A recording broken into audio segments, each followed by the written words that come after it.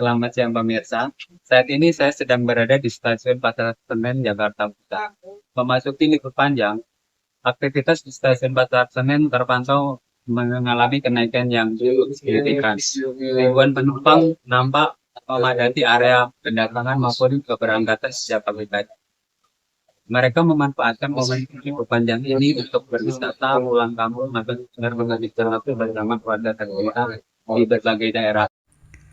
Pantauan kami di lokasi menunjukkan antrian penumpang terlihat di sejumlah titik, mulai dari pintu masuk stasiun, area pemeriksaan tiket, ruang tunggu, hingga peron keberangkatan. Tingginya mobilitas masyarakat menunjukkan bahwa kereta api masih menjadi moda transportasi pilihan karena dinilai nyaman, aman, dan tepat waktu. Berikut wawancara singkat dengan calon penumpang. Sebelumnya dengan Bapak siapa ini? Pak Beni, Tujuannya mau kemana Pak? ke Yogyakarta, Ini dalam rangka apa ya Pak? liburan. Dari Stasiun Senen Jakarta Pusat, Hadi Prayitno bersama juru kamera Penny Maliawan melaporkan kembali ke studio.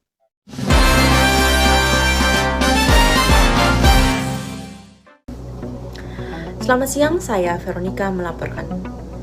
Hujan deras yang mengguyur sejumlah wilayah menyebabkan banjir di beberapa titik. Genangan air terlihat merendam area yang cukup luas dan mengganggu aktivitas masyarakat. Warga diimbau untuk tetap waspada dan menghindari area yang tergenang. Berdasarkan pantauan di lokasi, ketinggian air terus meningkat sehingga beberapa area tidak dapat dilalui kendaraan. Kondisi cuaca yang masih mendung juga membuat warga tetap waspada terhadap kemungkinan banjir susulan. Selain mengganggu aktivitas sehari-hari, banjir ini juga menyebabkan akses menuju beberapa wilayah menjadi terbatas. Masyarakat diimbau untuk mengutamakan keselamatan dan menghindari daerah yang terdampak banjir. Hingga saat ini, situasi di lokasi masih terus dipantau oleh pihak terkait. Warga diharapkan tetap mengikuti informasi dan peringatan yang disampaikan oleh pemerintah setempat. Demikian laporan yang dapat kami sampaikan, saya Veronica.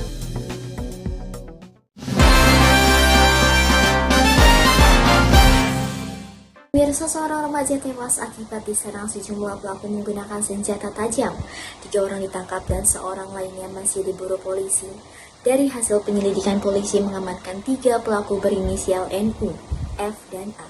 Kata Kapolsek Tambun Selatan, Kompol Urianti dalam keterangan Senin 8 Juni 2026, 1 orang berinisial B masih diburu petugas.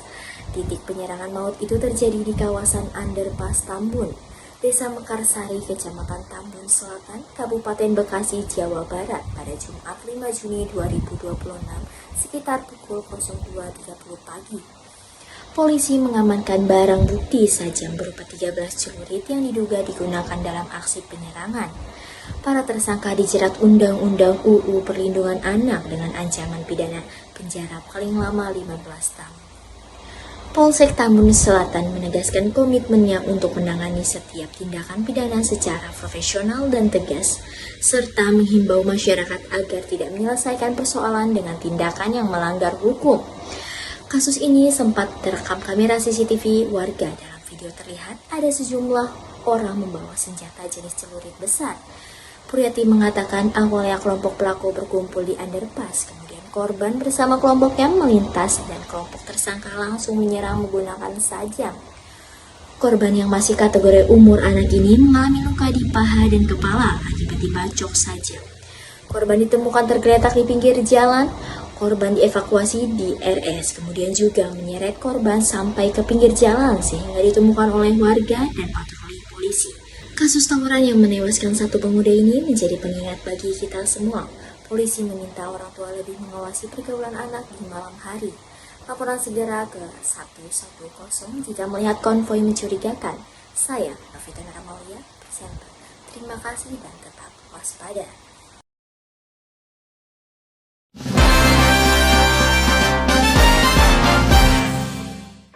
Halo everyone. Jika berbicara tentang Hong Kong, tentu yang terlintas di pikiran kita adalah gedung-gedung pencakar langitnya. Nyatanya Hong Kong mempunyai sisi alam yang sangat indah. Bergeser ke kawasan Dun Mun, yaitu Tai Lam Chung.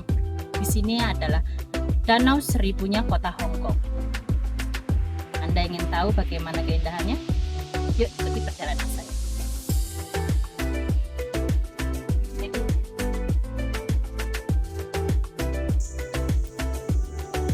Untuk mencapai puncaknya, kita perlu mendaki selama kurang lebih 1,5 jam. Tapi jangan khawatir, karena selama perjalanan kita akan disuguhi pemandangan yang indah. Mulai dari rimbunnya pepohonan, suara gemericik air, serta suara hembusan angin yang sangat segar.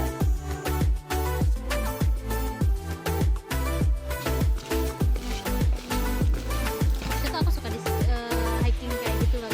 Oh, jadi emang hobinya kakak hiking ya? Iya benar sekali. Menurut kakak hari ini cuacanya gimana nih? Hari ini cuacanya panas banget sih, cukup panas banget sih. Oh, oke. Kalau mungkin saran sih kalau mau kesini jangan di atas jam 10 sih. Mungkin kalau bagus itu pagi Oh. itu suasananya bagus. Oh gitu. Oh. Iya. Oke, enjoy ya kak ya. Gitu.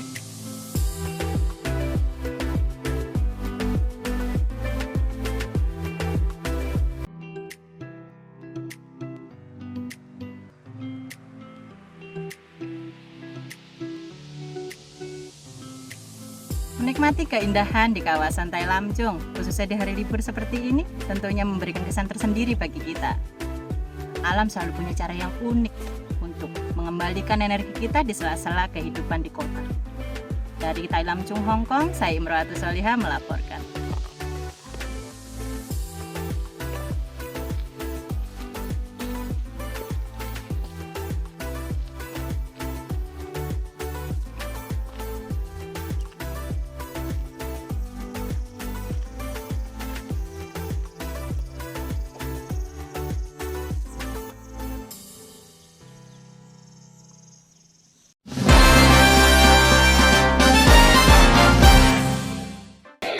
Baik, pemirsa, hari ini saya berada di Taman Bojonggede, yang dimana tempat ini adalah menjadi wadah untuk segala aktivitas para penduduk di hari Minggu.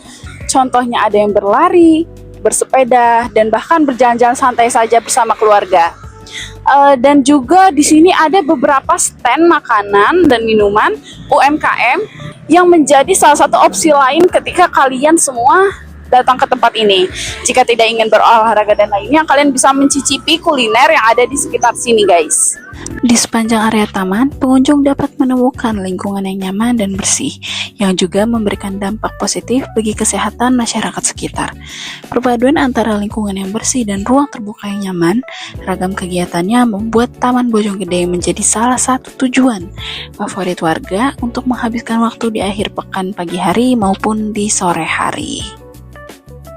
Baik pemirsa, untuk mengetahui lebih lanjut lagi bagaimana tanggapan para masyarakat yang mengunjungi kawasan Taman Bojonggede ini, saat ini saya sedang bersama dengan salah satu pengunjung di sini. Baik, bisa diperkenalkan Ibu, namanya siapa? Namanya Ibu Lia. Ibu Lia, teman-teman. Kira-kira datang ke sini tujuannya untuk apa ya?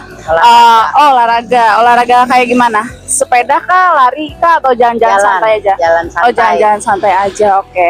Kalau boleh tahu kesininya naik apa, Bu? Kesininya bawa motor. Oh, bawa motor, teman-teman. Jadi mayoritas para penduduk yang datang ke sini itu tujuannya untuk olahraga, guys. Kira-kira Ibu tuh bakal datang lagi ke sini minggu depan atau enggak? Insya Allah kalau ada waktu selalu datang. Oke. Apa menurut Ibu kira-kira tempat-tempat kayak gini di pinggir jalan itu bermanfaat atau enggak ya? Banget. Salah satunya contohnya untuk apa, Bu? Ya bisa olahraga. Bisa olahraga. Ada wadah untuk olahraga. Iya, betul. Sambil bermain anak-anak kan gitu. Iya. Nah, setelah olahraga ini biasanya Ibu tuh nyobain jajanan UMKM yang ada di sana atau langsung pulang aja? Nongkrong dulu jajan. Nongkrong dulu jajan, guys, karena Udah pasti. iya betul, karena fun fact-nya di sekitaran Taman Bojonggede ini banyak banget UMKM yang berjualan berjejer gitu, ada banyak stand-standnya di sebelah sana. Oke, baik, terima kasih ya Ibu. Ya, sehat selalu. Dengan kenyamanan dan juga ramahnya lingkungan ini, tempat ini bisa menjadi wadah untuk segala aktivitas para penduduk di Bojonggede. Contohnya bersepeda, jalan-jalan santai, sampai dengan berjualan. Karena penduduk di sini tuh lumayan sering mengunjungi tempat ini untuk sekedar jalan-jalan santai saja. Seperti itu, baik. Terima kasih. Saya Kanjeng Laila kembali ke studio.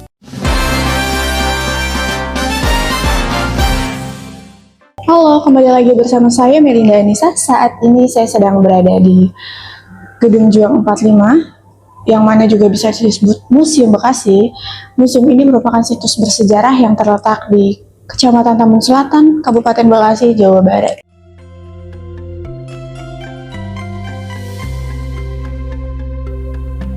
Gedung Juang ini dibangun pertama kali pada tahun 1906 dan selesai pada 1910.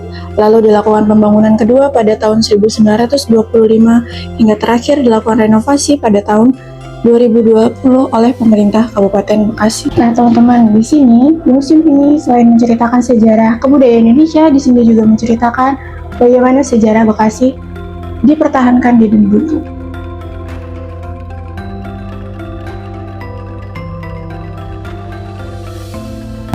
Museum ini merupakan museum digital pertama di Bekasi.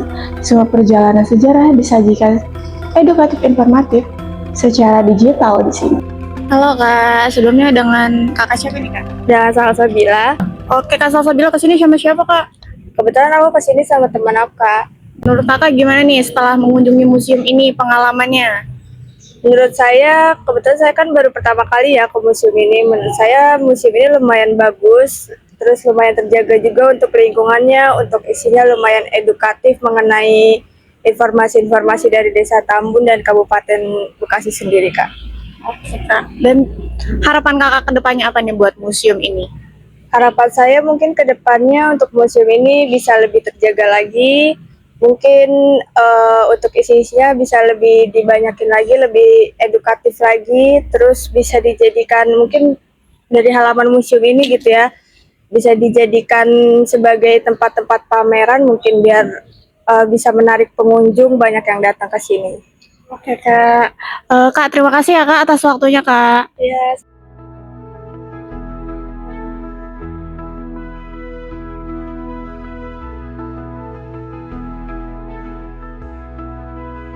Nah teman-teman, usai sudah perjalanan kita untuk menjelajahi Gedung Juang 45 ini. Dan untuk teman-teman yang mau kesini, itu gampang banget aksesnya, bisa menggunakan KRL karena jaraknya hanya 200 meter loh dari Gedung Juang ini. Dan see you, bye-bye.